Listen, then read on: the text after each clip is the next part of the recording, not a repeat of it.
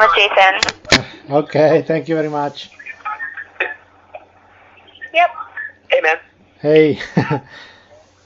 Okay.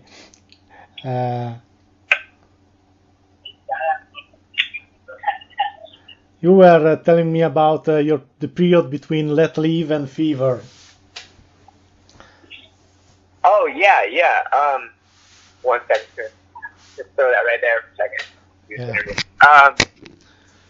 So essentially, I was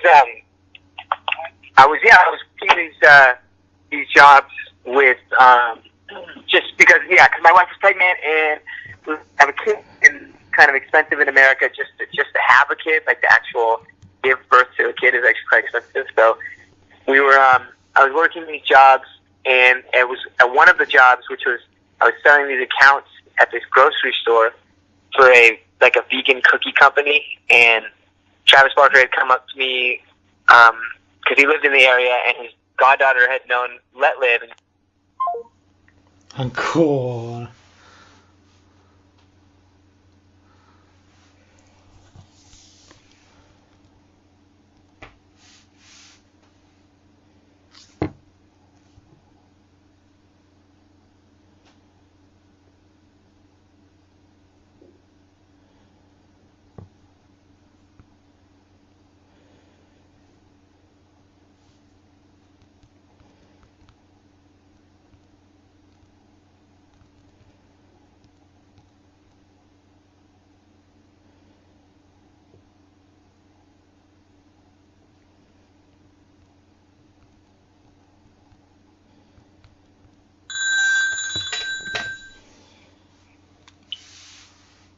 Maurizio again.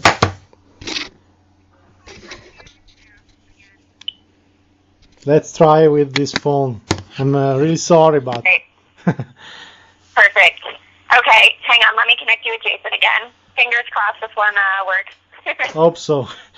Thank you. All right, here we go. Yeah, no problem. Okay, Jason and Mauricio, we're all back on the line. All right. I hope this will be okay. Thank you for your patience. No problem, man. Travis and John and I, Travis and I both knew John was our mutual friend, and he suggested we get together to jam, just kind of discuss music one time, and of course, that sounds amazing. Didn't really think too much of it, just because I know that Travis Barker is very, very busy, and I know that John was very, very busy, so I just kind of kept doing my thing. I was working, I was trying to write music, and I got a call Super Bowl Sunday 2017 to come meet up, and Travis and John were at John's house, and we got together after the game, and we just kind of talked about what we wanted to see in music and what we wanted to see in art, and what we expected from these things and the culture that is supposed to be hip hop or punk rock culture. It's supposed to be like a challenging division of art. So we all got together and really just kind of talked about the beginnings of fever333, and that's kind of where the whole idea sparked. Was at John Feldman's house on Super Bowl Sunday 2017, and then I started writing with them, and Let Live had remained quite inactive, and so I kind of realized that the ideas that I wanted to express, as far as like having a platform for them, I didn't want to force everyone that was part of Let Live to invest, or make people invest in ways that maybe they didn't want to, or they weren't ready to do. So I continued writing with fever333, and then that's sort of how it all came to be, really.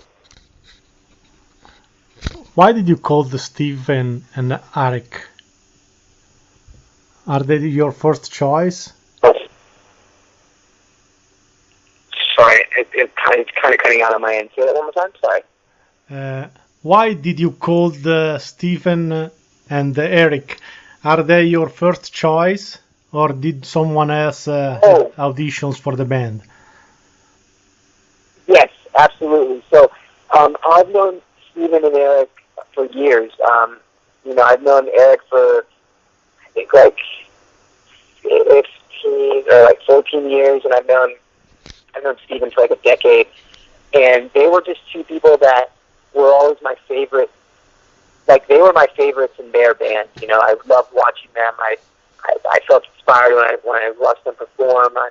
The way that they think and our relationships personally was, you know, pretty much perfect for this project. We all see very, very similar views as far as, you know, what we believe. And I think that it's also cool that, like, how we believe in these things is slightly different due to our perspective, because of our background and where we're from. So between both of them, I had always said, you know, we're going to do music one day. Steve and I always talked about how we were going to, you know, do a band together. And Eric and I were actually writing stuff. We had written stuff for Let Live together, and we had also been writing stuff for my solo project. So it all just kind of made sense. I feel like it was exactly what it was supposed to be with them two being involved in this band. And again, there were two people that I always wanted to be, you know, perform with anyway. So as soon as it was time to call people to, you know, form the band and travel with and everything, they were my first calls, and they were really my only calls. Okay, and what's the meaning of the 333 in the band name? Yeah, so the 333, so C is the third letter of the English alphabet. So the three threes at the end of our name actually represent the three C's, and those three C's represent community, charity, and change. And that's basically the foundation upon which this whole project rests. It informs everything that we do. It informs how we operate, why we operate, and everything we hope to achieve. It really has to do with the three C's: community, charity, and change. Okay. I know that John Feldman and Travis Barker helped you in the studio for the EP. Did you work with them for the album also, and did they wrote song for the band? I've worked with John many times before the Fever album, but I've never worked with Travis before. So working with those two is extremely inspiring. Obviously, not only because of, you know, they're very highly decorated and celebrated as, you know, producers and artists, but also just like their desire and their passion to keep creating, keep pushing further, their drive and their ability to be efficient while still remaining creative was something that I never really experienced up close. And when I got into the studio with those guys, because they do have similar yet again different backgrounds, and also like how they approach music, how they approach writing is different. I was able to, you know, sort of involve myself in different ways of writing and different sounds and different approaches, and I think that's really what helped shape the Fever sound just from the very beginning. You know, and we're also very, very open with each other when writing. So when we're doing these things, we make sure that everyone is honest with each other and themselves to make sure that we create the best product that we can as a group. Okay, you also worked with big names like Yellow Wolf, Vic Mensa. Why no featuring in your debut album? On the album, no features. Yeah. You know, man, I don't know. Those features just kind of came organically, and which is why they felt, you know, why we made them, why we put them out. And as far as the album goes, the full-length album, these are just songs that were written, and the way they were written, and the subject that everything was. They felt like they didn't really need much else, and we didn't, again, like the organic nature of trying to make sure that when we do have a feature, it comes together organically. We were just so focused on putting together the best album we could as a group, between, you know, myself, Eric, Steven, John, and Travis. I don't think that we intentionally left, you know, didn't search for features, but we felt like we had accomplished what we had wanted between, you know, what we had. So, and we didn't. I guess we just didn't have many opportunities to like organically create a future scenario because we were so deep in the work process with each other. Okay.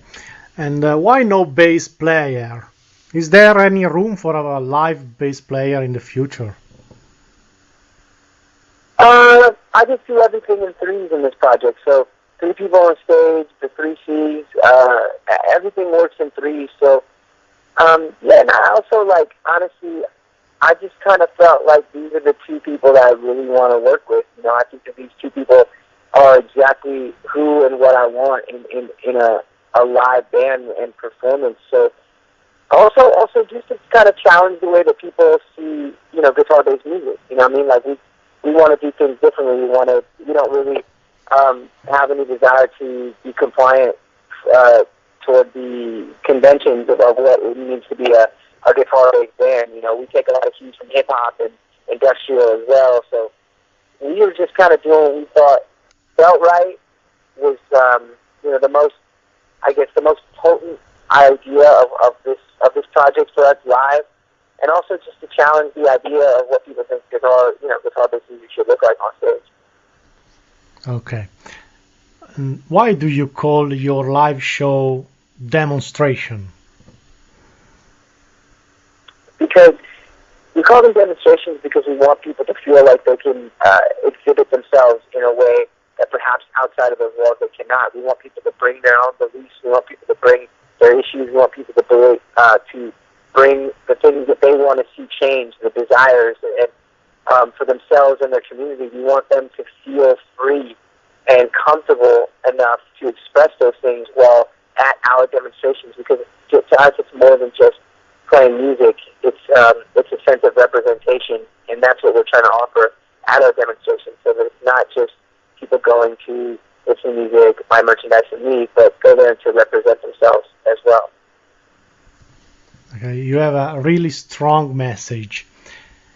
Have someone in the music industry tried to water down your message?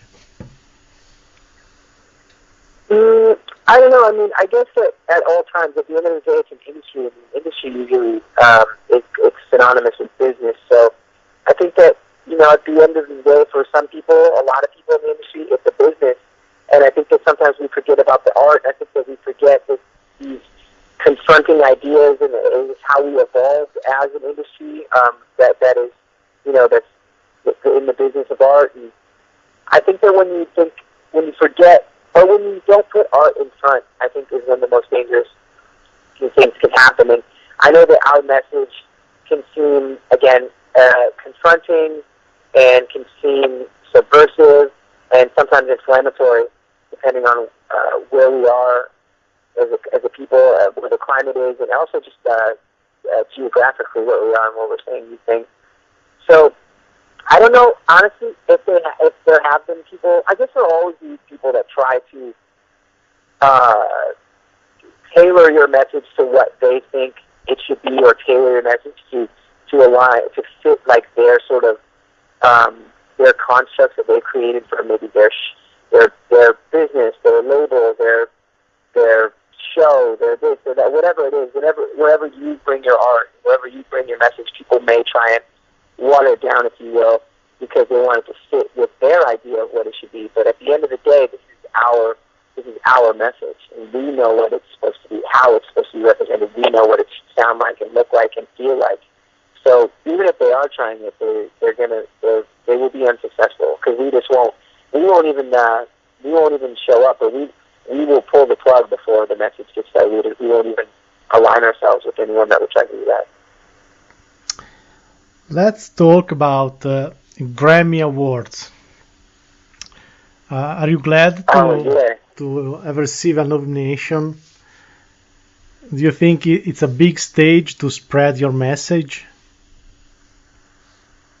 That's exactly what it is. I think the most important part is that it's a huge platform to advance the messaging, to amplify the message and the idea of this movement that the people have started in groups starting a soundtrack. The Grammys, although, you know, I guess it's a flattering accolade, and it's a flattering recognition to be recognized in such a forum with, amongst our peers and other musicians and artists. But ultimately, the most important part for us is the messaging and being able to utilize the platform to spread the messaging to a large amount of people, and to remind people that at the end of this, we're still artists, we're still activists, we're still here for a very, very distinct, very, very deliberate purpose, and we will continue to be here for that, no matter what scenario we're in or what I guess platform we're given. We take every opportunity to inform people of a message we think that could benefit everyone. Okay, you talked about vegan store. Are you vegan? Yes, I am. Is your interest to spread vegan message too with the band? No, I don't. I think that there's it's a kind of like a fragile area to talk to people about what they eat and how to eat and why they do it, and ecologically and politically. That message for me, I think I'm trying to focus on one thing at a time, sort of, and I think that ultimately I'm trying to lead by example. If I feel like people, I don't think I'm really one to tell people what they should or shouldn't invest in with their dietary choices.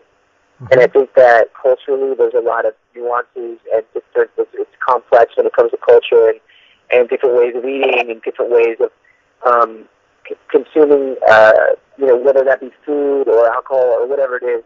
So for me, I don't put veganism inside the messaging primarily, because again, that's a choice that I would, if anything, I just sort of represent it in my own way by being vegan and by making a choice. And if people have questions, I'm there to answer them. But I think that with this project, I'm focusing again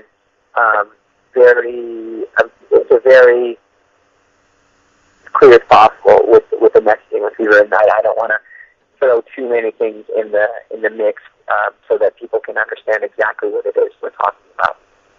Okay. Your live show are really physical, lots of energy. Have you ever suffered any injury on stage? Yeah, plenty.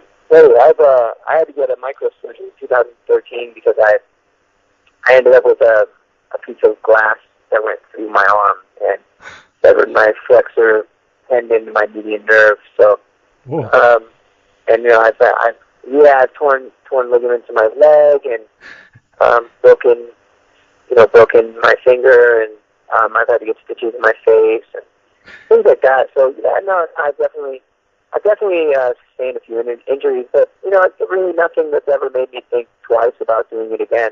So I'm just kind of compelled by what we're doing and the music itself and art itself, and the idea of performance. And I think that to me is, I hold it very sacred, and I think it's very, very important to, expressing the art that I make and that I'm a part of. Okay, unfortunately, I missed your show in Milan.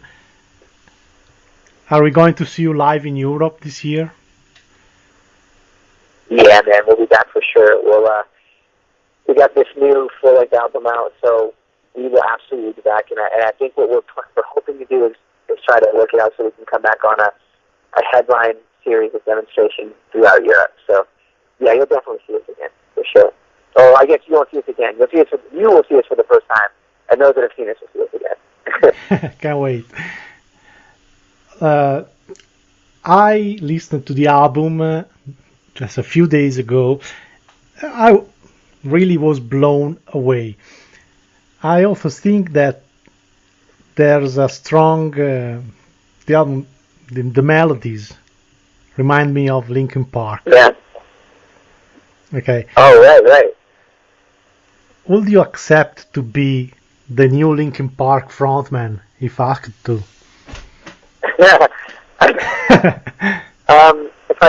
If I felt like if I could honor the idea of Chester Bennington if I could dedicate the proper amount of time to that and make sure that again I was doing it as tastefully and that's and it's also and hopefully it's something that fans of the band and Chester would want. I think there'd be a lot of I have to weigh that one up just so that I make sure I do it right and then I honor it. But it would certainly be a huge honor to be considered for something like that for sure. That would be crazy. Okay, and was the tour with Bring Me the Horizon a positive experience for you? Absolutely, man. It was incredible. The response, because myself and Steven, we've known the Bring Me the Horizon guys for years, a really long time, and we're friends with them already. But the reaction and experience that we had with the European fans and the culture that was shared with us on that stage and in those rooms was incredible. And we got to, again, we also realized that the message that we promote is bigger than just one country. It's bigger than just where we are, and it is a global sense of empowerment that we're trying to carry along, and we saw that in these rooms, and we saw that on that Bring Me the Horizon tour. So we felt very, very, very lucky, very privileged to be given that platform and to be around so many people that wanted so much more from, again, music and art and the people around them. So it was a very positive experience. We feel very lucky to have had that opportunity. Okay, Jason. Thank you again for your time. Thank you for your patience. Can't wait to see you live. Thank you, Ben. Amazing. Thank you, man. I'm excited to play for you. Thank you. Bye. Bye.